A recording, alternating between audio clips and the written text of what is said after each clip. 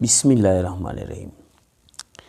आज हम इस वीडियो में ये सीखेंगे कि प्रेजेंट इंडेफिनिट टेंस के negative, interrogative and negative interrogative sentences किस तरह बनाए जाते हैं। मसलन, मैं स्कूल जाता हूँ, मैं स्कूल नहीं जाता हूँ, क्या मैं स्कूल जाता हूँ, क्या मैं स्कूल नहीं जाता हूँ, मैं स्कूल क्यों जाता हूँ, मैं स्कूल क्यों नहीं जाता हूँ। अब ये फ़िक्रे जो मैंने बोले, ये फ़िक्रे इंग्लिश में किस तरह लेके जाते हैं और इंग्लिश में किस तरह बोले जाते हैं, अब मैं आपको ये सिखाता हूँ। ठीक है, अब यहाँ पे देखो, present indefinite tense part second, ये प्रेजेंट इंडेफिनिट टेंस का सेकेंड पार्ट है। अब यहाँ पे देखो नेगेटिव सेंटेंसेस, पहले मैं आपको सिखाऊंगा नेगेटिव सेंटेंसेस के प्रेजेंट इंडेफिनिट टेंस के नेगेटिव सेंटेंसेस किस तरह बनाए जाते हैं। मसलन, अगर मैं बोलूँ मैं स्कूल नहीं जाता हूँ, मैं चाय नहीं पीता हूँ, मैं अखबार नहीं पढ़ता हूँ, मैं एक्सरसाइज नहीं करता हूँ, मैं टीवी नहीं देखता हूँ, या वो टीवी नहीं देखता है, वो एक्सरसाइज नहीं करते हैं, हम ये नहीं करते हैं, तो ये फिक्र हम इंग्लिश में किस तरह बोलेंगे। ठीक है, तो इसके लिए यहाँ पे मैंने आपको एक फार्मूला दिया है। सबसे पहले आप सब्जेक्ट लगाएंगे, सब्जेक्ट लगाने के बाद आप लगाएंगे डू नॉट या डज नॉट, उसके बाद वर्ब की पहली फॉर्म लगाएंगे, उसके बाद क्या लगाएंगे, ऑब्जेक्ट लगाएंगे। ये एक फार्मूला है, सब्जेक्ट प्लस डू नॉट या does not plus V1 plus object, एक फार्मूला है।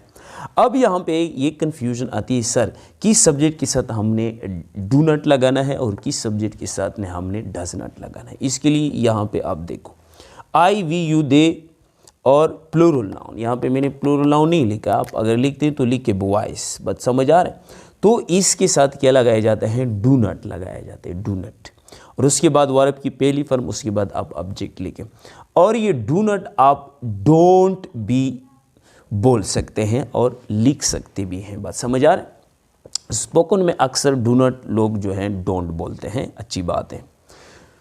अब ज़रा देखो, और अगर subject he she it singular noun, ये अहमद सिंगुलर नाउन ये हो, तो उसके साथ लिखा जाता है डज नॉट, और डज नॉट आप डजंट भी बोल सकते हैं, उसके बाद वर्ब की पहली फॉर्म और क्या लगाएंगे, ऑब्जेक्ट लगाएंगे। यहाँ पे एक बात क्लियर करूँ मैं कि जब आप ही शी इट के साथ डज नॉट लगाते हैं तो वो वर्ब के साथ जो आप एज जो होता है, यानी पहले आप क्या करते थे, वो स्कूल जाता है तो हम बोलते हैं ही गोज़ टू स्कूल। अगर आप फिक्र इस तरह करें वो स्कूल नहीं जाता है, he does not go to school, फिर गोज़ नहीं गो होगा। ठीक है, एस और एस क्या हो जाता है, यहाँ पे फिर गिराए जाते हैं, लेकिन जब आप यहाँ पे क्या लिखे, डज नॉट लिखे। और ये क्यों गिराए जाते हैं, ये इसलिए गिराए जाते हैं कि यहाँ पे वर्ब की पहली फॉर्म के साथ ई एस मौजूद है और यहाँ पे फिर आप ई एस नहीं लगा सकते हैं।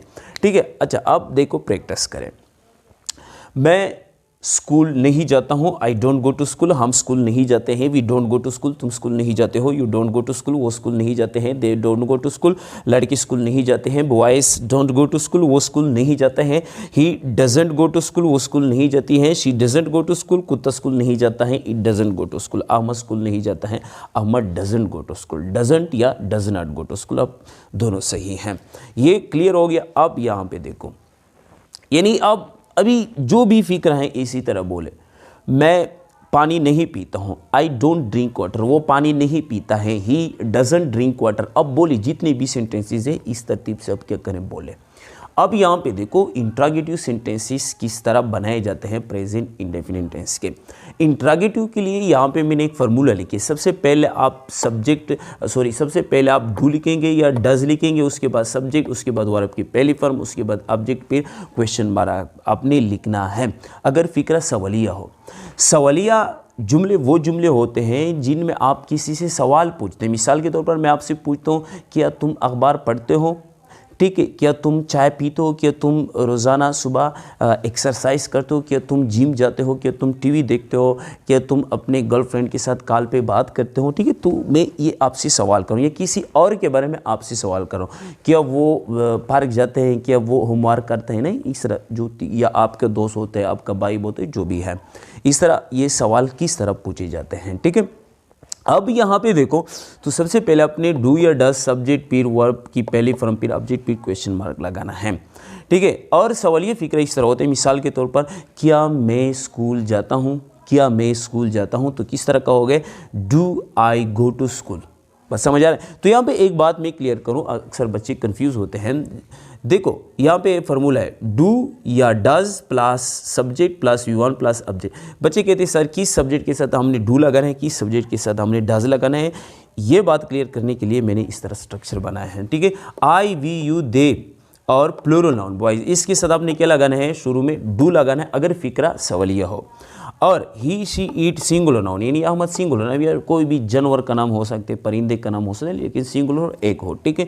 लड़की का नाम हो सकता है, यहाँ पे मैंने अहमद लिखा है, तो उससे पहले आप क्या लगाएंगे, डज लगाओ, ठीक है। अब देखो फिक्र प्रैक्टिस करो, मिसाल के तौर पर क्या मैं स्कूल जाता हूँ, do I go to school, क्या हम स्कूल जाते हैं, do we go to school, क्या तुम स्कूल जाते हो, do you go to school, क्या वो स्कूल जाते हैं, do they go to school, क्या लड़के स्कूल जाते हैं, do boys go to school, क्या वो स्कूल जाते हैं, does he go to school, क्या वो स्कूल जाती हैं, does she go to school, क्या कुत्ता स्कूल जाते हैं, does it go to school, क्या अहमद स्कूल जाते हैं, does Ahmed go to school. तो इस तरह आप इसके ऊपर क्या करें, प्रैक्टिस करें, बार बार प्रैक्टिस करें। क्या मैं अखबार पढ़ता हूँ, do I read news paper, क्या वो अखबार पढ़ते हैं, does he read news paper, क्या वो चाय बनाती है, डज शी मैक टी। तो इस तरह आप क्या करें, फिक्रे बोले बोले बार बार प्रैक्टिस करें, तो फिर ये चीज़ आपकी समझ में आ जाएगी। इसके बाद हम आगे जाते हैं, ठीक है। बाकी जो चीज़ें नेगेटिव इंट्रागेटिव हम आपको सिखाएंगे। देखो नेगेटिव इंट्रागेटिव फिक्रे किस तरह बनाए जाते हैं, हमने पॉजिटिव फिक्रे सीख लिए, ठीक है, किस तरह बनाए जाते हैं, नेगेटिव फिक्रे भी सीख लिए और इंट्रागेटिव फिक्रे भी सीख लिए कि ये किस तरह बनाए जाते हैं। अब हम ये सीखेंगे कि नेगेटिव इंट्रागेटिव फिक्रे किस तरह बनाए जाते हैं। यहाँ पे अब देखो क्या मैं स्कूल नहीं जाता हूँ, ये नेगेटिव इंट्रागेटिव फिक्र है। या क्या वो स्कूल नहीं जाता है, क्या तुम स्कूल नहीं जाते हो, क्या आपका दोस्त स्कूल नहीं जाता है, ठीक है। जब इस तरह फिक्रे होते हैं तो ये इंग्लिश में किस तरह लेके जाते हैं, बहुत सिंपल है। सबसे पहले आप क्या करें, डू या डज लिखें, उसके बाद सब्जेक्ट, उसके बाद नॉट, उसके बाद वर्ब की पहली फॉर्म, उसके बाद क्या करें, ऑब्जेक्ट पे क्वेश्चन मार्क लिखें। बिल्कुल इसी तरह जो ये वाले इंट्रागेटिव फिक्र है, क्या मैं स्कूल जाता हूँ, सिर्फ ये इजाफा करना है कि सब्जेक्ट के बाद सिर्फ क्या करो, नॉट लगाओ। मिसाल के तौर पर क्या मैं स्कूल नहीं जाता हूँ, do I not go to school.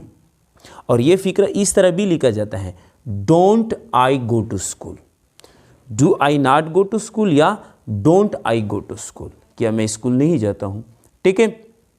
और डज तो आपको पता है कि ही शी इट सिंगुलर नाउन हो उसके साथ डज लिखा जाता है। मिसाल के तौर पर क्या वो स्कूल नहीं जाता है, does he not go to school या doesn't he go to school. समझ आ रहा है। अच्छा अब यहाँ पे देखो, मैं स्कूल क्यों जाता हूँ, ये भी सवालिया फिक्रा है, लेकिन आप ये सीखो कि सवालिया फ़िक्रे दो तरह के होते हैं। एक वो सवालिया फ़िक्रा होता है जो हेल्पिंग वर्ब से स्टार्ट होता है, और एक वो सवालिया फ़िक्रा होता है जो सवालिया लफ्ज़ से स्टार्ट होता है। बात समझ आ रहा है।